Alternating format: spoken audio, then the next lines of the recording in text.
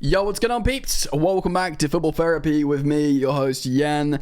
I hope you're doing well. Really do hope that over this international break, I'm trying to talk to a bunch of Chelsea content creators, me old mates who I used to collab with a while ago, and of course, I haven't done any collabs in ages, so I thought it was a good opportunity to speak to some of my mates again about Chelsea. Spoke to Goldberg yesterday, spoke to Matisse today. I've hopefully sorted out the microphone issue. Apologies for the audio in the last interview, the last collab. This should be better. Great conversation with Ma, talking about the situation with Chelsea, the manager, what to expect, next season, etc., transfers, the problems at the club and everything. It was a lot of fun. So thank you for joining me. Just a quick bit of housework. The reminder, if you want to support the content, you can do by liking and subscribing. I'm going to talk to some other guys as well. I've reached out to, I think, going to jump on with George, Nini, Joey Knight. I've dropped Eunice a message as well. We haven't done anything for ages. So we'll see what happens there. Keep it locked. And on to the chat with Ma. Yo, what's poppin', people? So I'm here with my guy Matisse. You know him as Ma, or Matisse, I suppose. Now, I met Matisse many years ago outside Stamford Bridge, before the apocalypse. Literally, yeah. Since then, my guy's been hustling. He's been on the come up, doing all sorts. It's great content. I've been absolutely loving your thumbnails lately, by the way, mate. There's a complete unique spin on everything. So I'm talking to a few content creators over this international break just to sort of like touch base and do something a bit different, man. So we'll just do a casual talk about Chelsea. But first, how you doing, brother? And welcome. Yeah, I'm feeling well. I'm looking forward to this break. It's going to allow me to put out some different stuff. I've got a nice vlog that I'm going to put out. So I'm just going to enjoy myself, man. Like the best thing you can do whilst this club is playing with you is to just make sure that you're having fun outside of following the club. So yeah, that's what I'm trying to do. Yeah, man. I mean, there comes a time when your football club makes you feel not so good, and you gotta just enjoy the things, but also just enjoy the football if you can. Do you know what I mean? Like, that's a blessing if you can do that. But I'm sorry to say, Matisse, we are going to talk about Chelsea. Yeah, here we go. So, yeah. Here we go again. Yeah. So a little bit of that. So I've spoke to Alex Goldberg yesterday about Enzo Maresca, and we sort of spoke about the beginning half of the season, the second half of the season. This idea that maybe he coached out the free-flowing attacking football of Pochettino and his philosophies. This sort of maybe the stagnation. I sort of disagree with that for a few reasons. Alex seems to be defending Maresca quite a lot. Just without leading the witness at all, like how do you feel about the manager and the team? Obviously, he's been dealt a bit of a rough hand, and maybe in squad composition and injuries. But obviously, just for it was December. We've got our Chelsea back. There were Chelsea fans who were singing Enzo Maresca's name. Pochettino's name was never sung. Obviously, Graham Potter's name was never sung. Yeah. Lampard's name will forever be sung, understandably. But, it was a good time for the first half of the season. The Chelsea manager was waving away accusations of a title race. And then it all kind of screwed up a little bit. So, just how are you feeling right now and contextualizing the whole season? I mean, if we're talking league, we are still where we need to be. We need to qualify for top four. That was my main objective at the start of the season. We need to qualify for Champions League. We are currently in a Champions League place. I think the fixtures that you've played and that you still have to play are that's context. That's important to note. If we had an easy quote unquote fixture running coming up towards the back end of the season, then with players coming back, there'd be a bit of confidence. It doesn't seem like we're going to qualify in favourable fashion in terms of we're not going to qualify playing great football. We're not going to qualify comfortably with a nice points tally, which is what I wanted. I was hoping that we could kind of aim for hitting 70 points plus. I think that would have been nice progression from last season with the 63 tally. I think sometimes when you talk about positions, it can get blurry. Sometimes teams finish second and they're 15 points off the league. Sometimes they finish second and they're 1 point off the league. I don't think those two seasons should be in the same realm. time. So that's why I like to go off points tallies, and I think points tallies can never lie. You know, it's always there's certain barometers. 70 to 80 is like a really comfortable top 4. 80 to 90 is like a title challenge. 90 plus is an incredible season. 60 to 70 is you might get it, you might not, and that's what we look like. We look like a team that we're just playing Russian roulette without Roman, and we're just gonna just see if we get there. We might get 5th, we might get 4th, we might get 6th. It's a flip of the cards, and it's like it depends on what game week it is and what result goes our way on the final few days. When you look at the fixtures, is really difficult. With Maresca and the Arsenal game in particular, a lot of people are like, oh, why is he playing Reece James in midfield? Why is he playing Fofana at right back? Why is he playing Nkunku at left with Neto up front? Look, with the players that we have, I'm not like shocked. I looked at our big 6 games earlier on in the season, outside of Tottenham, which we always win, but you know the others that we didn't. He always played Lavia and Caicedo. I think he actually took Enzo out for that period, and he actually demoted him to the Conference League squad actually. So when I saw that Lavia wasn't available, and this is why I was banging on about we need to recall Kachuku, we need to recall Santos, we need to recall one of these guys, because I knew they'd play, because I've seen us play with these 3 together. During the season, when obviously Caicedo is inverted for right back, but I've also seen us not play Enzo in a pivot in these big games. And Lord and behold, he plays James. Enzo has to play 10 anyway because Palmer's out. So a lot of the things were kind of decided for him. You're playing Cuckoo up front, we already know what that looks like. You can't press, you can't hold up the ball, he doesn't really sprint. Sancho is just null and void now. It doesn't matter where you play him. It doesn't seem to give a good performance. Yes, people could say Tyreek George could have got him in the starting 11. I think that's a fair case to make. But do I expect Tyreek George to get past Timber or Lewis Skelly with the amount of games they've racked up this season and how well they've been playing? Absolutely not. So he was always going to put James in there and go for some physicality, and Fofana's good wide defender, all these things. It's just, at this point, I don't look at the manager as my first protocol. I look at the directors and the owners, because they're the ones that have hired the manager and fast-tracked him from Leicester. If you're saying the manager's not ready, if you're saying the manager's making blunders, if you're saying the manager is a deer in the headlights, you have to remember who hired him, who decided he was the right appointment, who did 72 hours a day or such, to make sure he was the right guy. These are the guys that have to be held accountable. Us sacking Maresca at the end of the season because he didn't hit our objectives, whilst we gave him a very messy squad, had a very unserious summer window followed up by a very unserious January transfer window with a mixture of profiles that didn't really make sense, with Felix's and adding on 10s on top of 10s, not having enough strikers, etc. I can't look at the manager and point at him and say, yeah, you're the problem. He might be part of the problem. I have no problem with people saying that, but if he's part of the problem, then there is a bigger problem, and the problem is the people that put him in that position and built this squad, because we know he's just a head coach. Yeah, and he's sort of just doing his thing, isn't he? He's just doing what he sees as his way of working, and that's why he's been hired. So, I totally understand that. It's so finely poised, isn't it? Yeah. Because we could finish 5th, qualify for the Champions League, and win the Conference League. I've been very firm on, I actually really quite want to win the Conference League. I think because we're such a young team, it could be winning breeds, it's like a habit, I feel like it could be a really useful thing. Just lift a trophy together. Reece James, captain's armband, lifting the first trophy as Chelsea captain. I think it could actually offer just a lot more than this sort of, relatively relevant trophy for Chelsea. It completes the set, and I think it could be a really good starting point for what is an incredibly young squad. And I quite like it as a one-off, slapping about Noah as a bit of a meme. But I never want to be back here. But I don't mind being here for this one time in the context of the scenario. So there is the element of, we could win the trophy, Reece James lifts it and qualify for the Champions League. You'd be like, thank you very much. Do you know that? Personally, I think that would be excellent in terms of progression from Europa League and no trophy last season. And also maybe this idea of, stuff to be looking forward to. Reece James, not necessarily perpetually injured. Fofana, same. We know we got the likes of Santos. I know we all could have done with Santos, but he will be coming back after what is represented as an excellent developmental loan for him. And of course Esteval, Pires and whatever. So that's the thing. We could have this meeting targets and then have these, these players to reinforce us that we already own that are coming in. And then you'd obviously have the finances to spend a little bit more on a striker and God, please, a goalkeeper though. Though we're not sure that's going to happen. But also,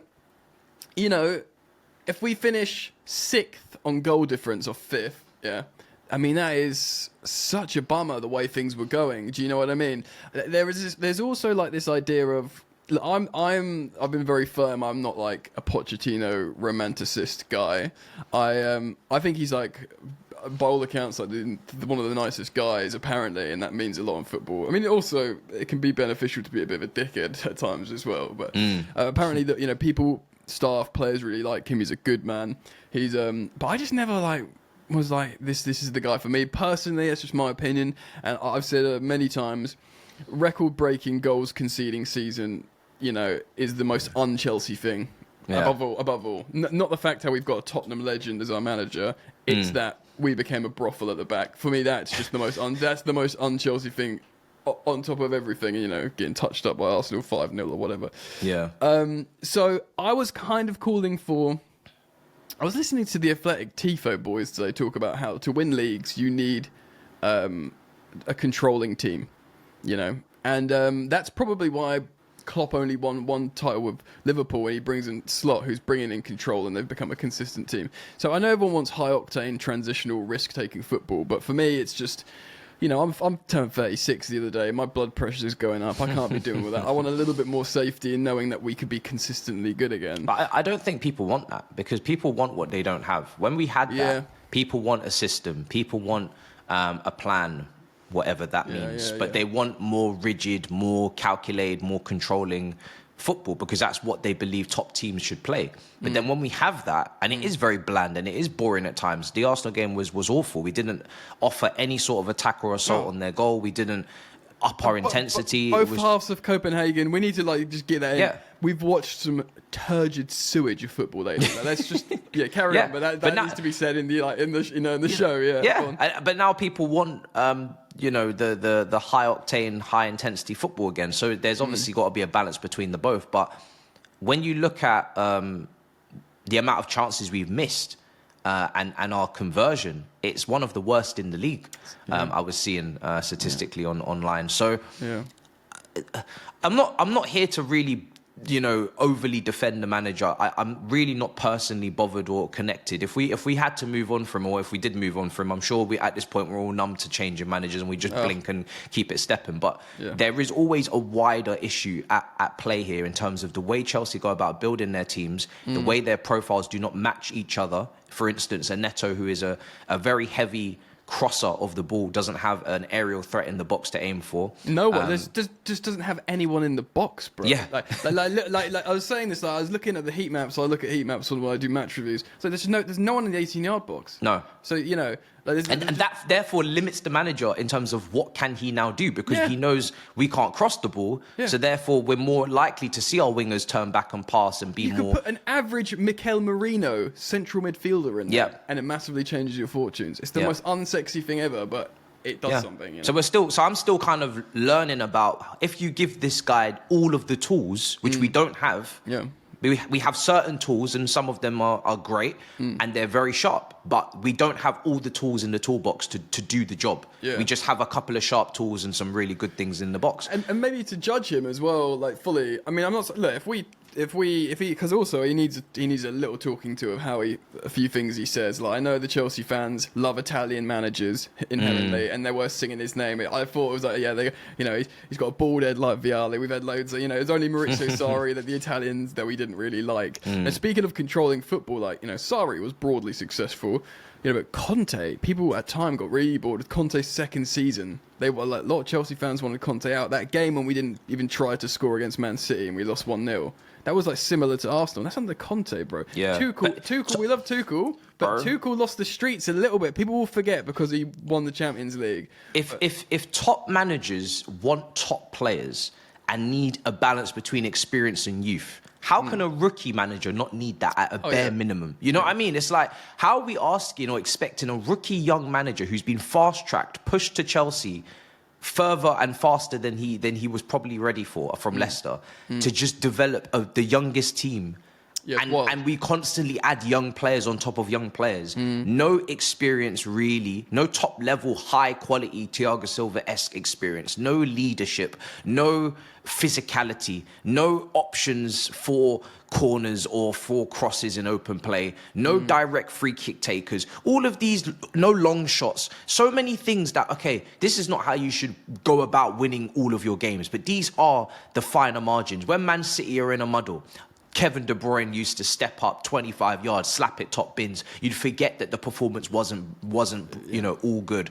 A corner, John Stones heads it in. You'd forget the performance wasn't really what it. And that's with Pep Guardiola. Sure. Top managers need top players, and they need a balance in their team. And that's why it's so important that when I look at this team, I don't see that. I don't see a balance in the recruitment. We've just signed Quenders, and we're signing another kid. And everyone's like, oh, well, this is exception to the rule because this guy's brilliant. And I'm like, it doesn't matter. Because what environment are you putting them in? What is your plan for them? They're like exciting but clip-on bonuses, aren't they? Bro, we've got so many bonuses, we don't need any more. We need... What are we bonusing as well? Do you know what I mean? This is the equivalent of just adding branches to a tree and not having the tree trunk. It doesn't make any sense. The spine of the tree trunk is not there. We don't have the goalkeeper, like you said. We don't have the leading A-side centre-back. Colwell and Fofana are both B and everybody else is C. We don't have the striker. We don't have the spine. We don't have the tree trunk. We're just adding 17-year-old branch, 19-year-old branch, 21-year-old branch. And all of these branches, they have the potential to have leaves on them and blossom. But without the trunk, it's not going to happen. Those branches are just going to clip off and fall off. And I know what this fan base is like. They're excited now for the 17-year-old because you haven't seen him here. Yeah. You've seen the comps and everything looks great on the comps at Sporting. He just can't do no wrong on the comp. In fact, I even saw a plan until they get punched in the face. I even saw a comp where he did more wrong than he did right. But they're not ready for the development period that it has to have here, and the 5 out of 10 performances, and the poor decision making, and the poor shot conversion, and the loss of points and tallies that come with that. And it's not just about him; it's about everyone that keeps coming in at that age, in that age group. Yeah. So for me, it's. I don't get excited for these here we goes or transfer goes. Anymore. And I feel you 100%. I feel like my position on it is. Again, to reference that podcast I was listening to earlier, they were talking about Man United.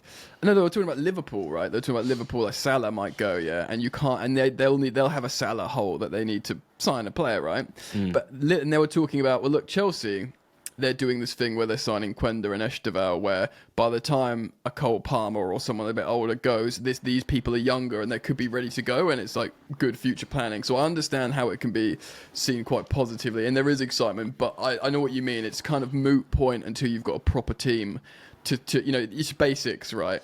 And the club would wrongly argue that this team's going, and this is something I've been saying for friggin' ages now, that the team will develop together and mature together, but the main problem with that is, where are they learning to become winners? Because if you're not learning to become winners, you're learning to become losers.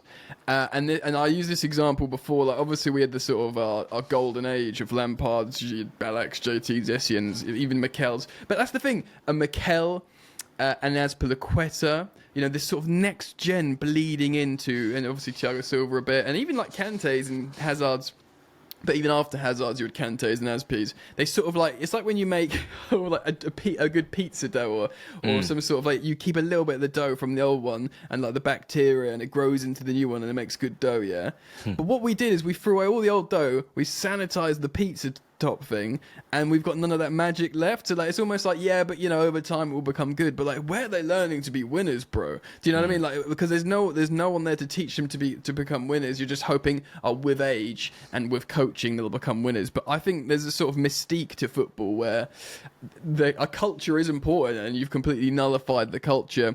I mean, even obviously the manager has to learn, because I mean, he may have won the championship, but the fact that I know it was briefed and I know it was kind of put upon him, but the fact that he said, the expectation isn't Champions League, it's next season. Yeah. The fact that he felt like that was okay to say, even if he was told to say it. I don't even think he was briefed to say that. I think he was told that. And I think they didn't like how he was saying that, and then they briefed him actually the opposite. No, come out and say no, it's this season now because that's dumb. It's all. I don't swear on this channel, so I'm trying not to. Whenever I have these conversations, I always swear, but it's all nonsense. Again, to throw Maresca a bone, he was a very important part of a treble-winning season in terms of being in the coaching capacity with Guardiola. So if we're talking about being around winners and learning about being winners, I mean, that is a pretty, more so than Arteta had with Guardiola, I'd say, even though it's more fleeting in terms of time. I think Maresca has the capacity to do well. Would you say, this season... I mean, he's not going to get sacked, right? Unless he loses the players, and he's not going to lose the players because you've got Colwell coming out saying he's light years ahead of any coach that I've worked with, including he's worked with good coaches Pochettino's a good coach, De Zerbi's seen as a very good progressive coach. Potter is, believe it or not. Do you know what I mean? He's worked with all these coaches, and he's saying, "Oh yeah, Maresca's light years ahead of everyone else in football." So, I used the example to Alex yesterday. There's that clip of. Reece James and A-Star Barbers talking to Eden Hazard. I don't know if you've seen it. Yeah, I have it. Yeah, and Eden's saying, "What's the new coach like?" And Reece is like, "Yeah, much better," sort of thing. And then sort of realizes he's being filmed and sort of tones it down. Do you know what I mean? The players like him. I think he can finish. If he wins the conference, he finishes top 8. He doesn't get sacked, in my opinion. Do you know what I mean? It'd have to go really, really bad. So, would you say?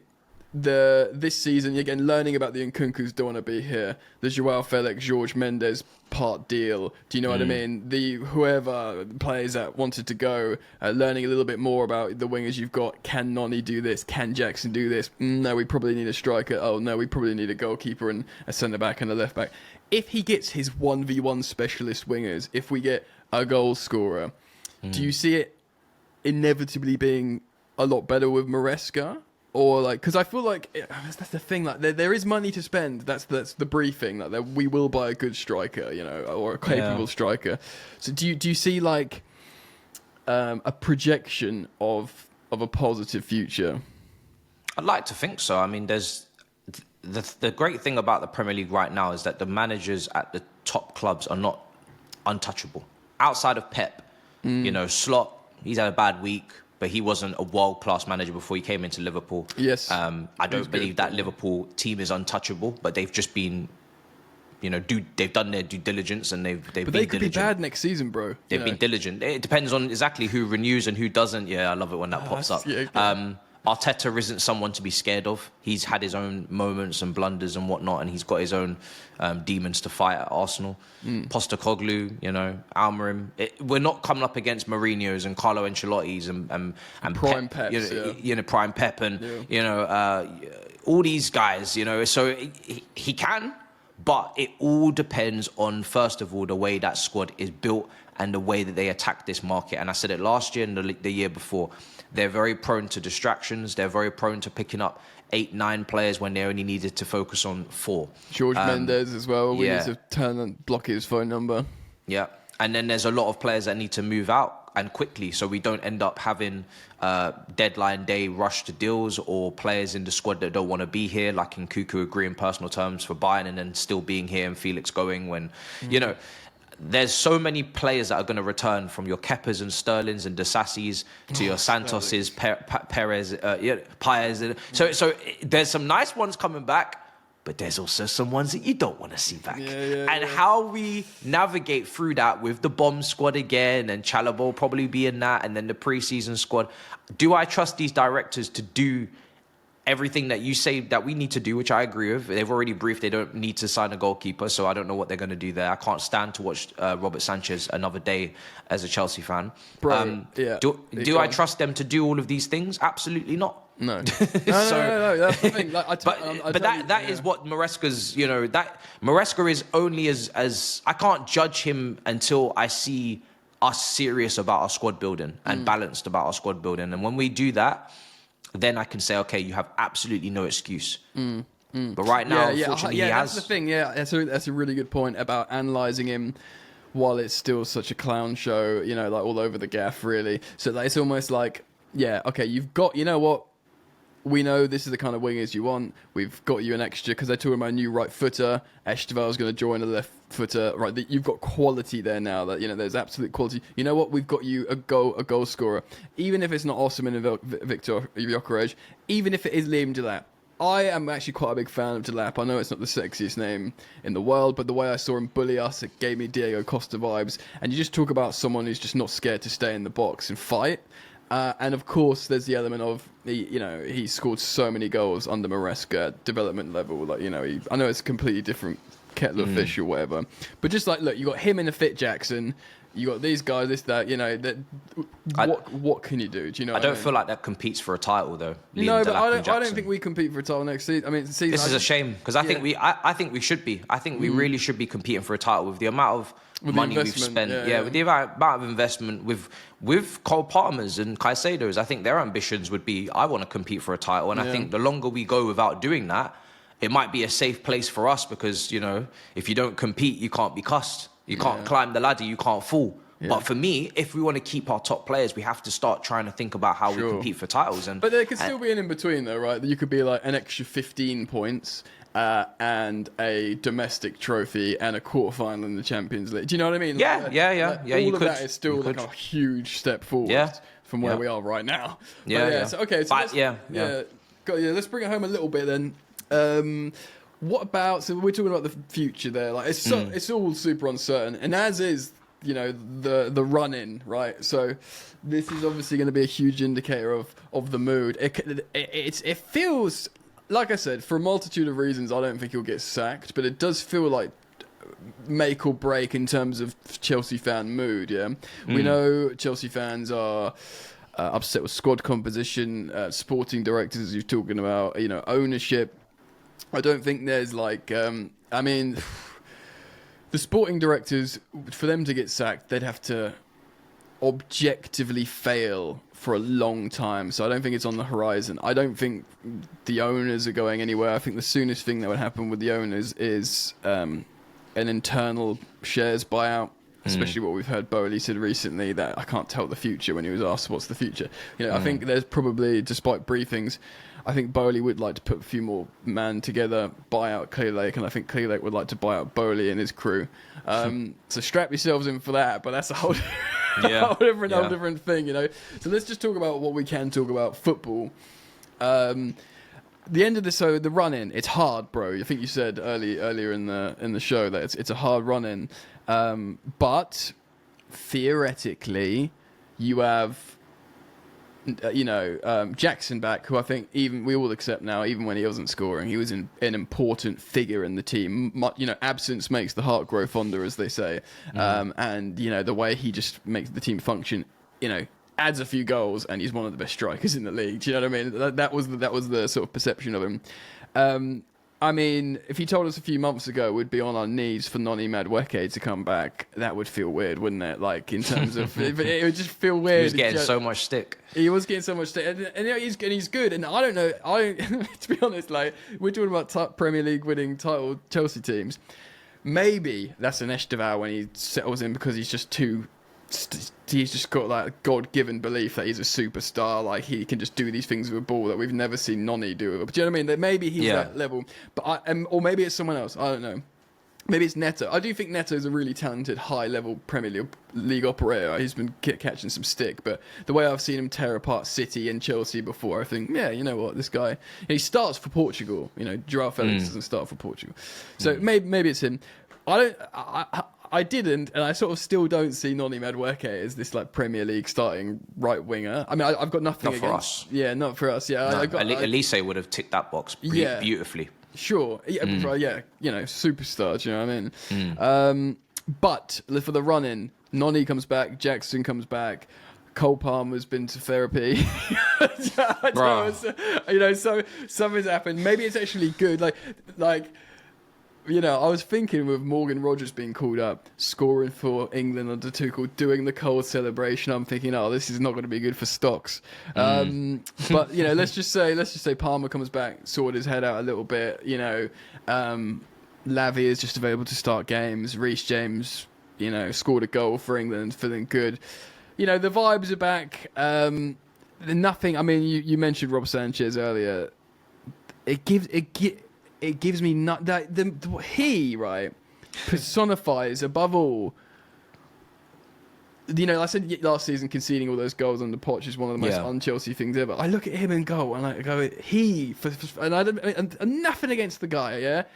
He can make a good save. I'm sure he's a good dude, whatever. But he personifies how he's Chelsea Football Club's starting goalkeeper. Why we're not right at the moment. Do you know what I mean? He's the definition of a circus, bro. Like he's like I was saying like. I can't remember what I was saying it, but I was saying like, who does he start for in the Premier League?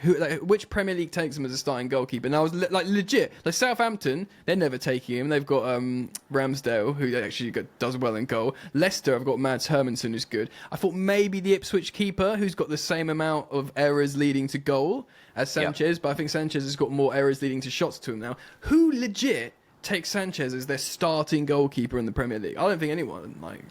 Maybe it would be one of the bottom 5 teams. Well, that's what I said. It wouldn't be Leicester because of Mads. It wouldn't be Southampton because of Ramsdale, and it wouldn't, and maybe Ipswich. Yeah, he's looking at bottom 5. I mean, he sometimes pulls off saves. He's had some good games against Bournemouth away, I believe, so he's the definition of this club. Like right now, there's some good stuff. Like he makes big saves, or he had the highest save percentage, and everyone was like, "See, he's not that bad." And that's like the equivalent of having Palmer and Caicedo and Santos and having hope. And then he makes these blunders where he just passes it to opposition players, and he comes out like a Marvel superhero to try and catch crosses with one hand and get Instagram photos, and that's the equivalent of bad recruitment and not having the right profiles. There'll be no pressure in the game, and he'll just go for a coffee when he's meant to be in the goal. It does my head in. Anyway, so what's my like highest hope for the end of the season? What do you see? Do you see it clicking? Like, do you see these men coming back and like, all right, we're all here. Jackson's back. Palmer's got his confidence back because Bay's in front of him again. Do you know what I mean? Like, do you reckon? What's going to happen, Matisse? I think there's obviously a hope that when these players come back from injury, they're just going to snap back into it. And obviously, it doesn't always happen like that. Sometimes it does take a couple of games, a bit of rustiness. I know we're in a rush and we're running out of games, but we do have to be fair and kind of legislate for that they might not be sharp straight away, and they might need 10 minutes off the bench, half an hour off the bench. Then they start. We have to go through all of that teething process. Personally, I don't see it clicking in this run of fixtures because it is such a difficult run of fixtures that we are going to drop points. We are 100% going to drop a decent amount of points when you're travelling to Forest, you're travelling to Newcastle, home to Liverpool.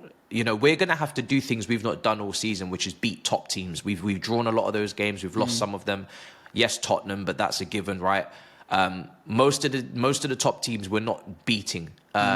Sometimes because the manager has said, I'll take a point if I can't win. I'll happily take a point. Better not to lose. That mentality has to change. You've got to start going into these games and trying to win. And to do that, you've got to be brave. And I don't know if I see that bravery in our playing style. No. I don't know if I see that bravery with the manager and how proactive he is off the bench. I don't know if I see that bravery just even in the stands, like we don't create an atmosphere that is daunting or worrying like a Newcastle are capable of, or Forest could be capable of, to kind of be the 12th man to go and like override the circumstances. I think, listen, we'll pick up points, and I don't think we're going to fall off. We're going to be there or thereabouts. But if you're hoping it's going to get more comfortable with the games getting more difficult, it's not. Like we are going to be, with 2 games to go, scratching our heads, are we going to be in Champions League? Are we not? And we just have to pray. It's not going to be comfortable. Yeah. If we wanted it to be comfortable, we would have had it sorted over this winter period with the fixtures. The fixtures were really, really favourable. Yeah, really favourable. We sugared the bread. Yeah. So 100%. So there's a few things you said. Like, firstly, with the atmosphere, I do want to shout out the We Are the Shed group, because they are trying to do a singing section in Stamford Bridge for atmosphere, which actually is a really good initiative, something proactive, that deserve props for that. Do you know what I mean? Trying to do something positive there. I don't think that the managers can take any risks now. You talk about him being brave and taking risks. He's going to play the percentages right to the end, keep his hand, he's not going to roll the dice now more than ever. In terms of, like you say, players being brave, I did wonder, like, I mean, hindsight's 2020, and that Arsenal game was a completely. I mean, how do you play your entire front four out of position? Is a unique situation, isn't it? But like, I did think after. Not Southampton because we slapped them, but Leicester 1-0, the Copenhagen games, all games were expected to win that we just sort of creak past. I thought, well, they're at home, they're feeling the pressure, like, oh my god, we got to beat these guys and we're at home. Maybe I thought, you know what, we're away at Arsenal, no one's expecting us to win, we might dance a little bit, and that did not happen. It was one of the most boring games of football I've ever seen. So yeah, look, man, there's a chance. It's all hanging up in the air at the moment. I mean, do you know what it is? When we had like Diego Costa or like Hazard, say they were injured and they were coming back, I'd be rubbing my hands together thinking, yeah, man, when they come back, we're about to cook. But it's Madueke and Jackson. As much as I like them, there's deficiencies in their games. There's inconsistencies in their games. They're not clinical. They don't guarantee goals, So it's like they're coming back and we just have to hope that not only are they coming back and ready, but they're also at the top of their game to override what we've got on the pitch at the moment. Well, Palmer finding form is the Hazard and Costa. That's the key. Yeah, that's the key. If he suddenly just like, something happens and... Turned it on. He's like, oh yeah, you know what, screw it, I'm just going to do this. Then that's a whole different... Exactly. Game. Well, I tell you what, bro, it's all hanging up in the air. I'll be keen to hear what people say in the comment section below, but thanks so much for coming on, mate. Love talking to you about Chelsea. We'll do it again sometime. And I don't need to tell everyone to check out where to find you. It's MAH on YouTube. You think you're still on the cesspit Twitter, aren't you? Yeah, just about. I mean, I don't tweet that often, but I tend to just reply to others. And Yeah. Instagram as well, whatever. You know what Matisse is, MAH. Thanks again for coming on, bro. Pleasure, really pleasure, bro. Good to talk about our club, and we got a lovely 2-week break to just enjoy, and then we come back and we go again. That sun's gonna come out, bro. We're gonna be. Yeah. All right, nice one, dude. Peace.